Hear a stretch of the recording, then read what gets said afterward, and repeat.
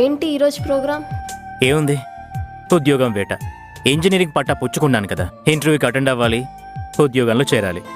నువ్వు కాలేజ్లో బెస్ట్ స్టూడెంట్వి, అప్పుడే టీం లీడ్ చేస్తూ కొత్తవేవో క్రియేట్ చేసేవాడివి.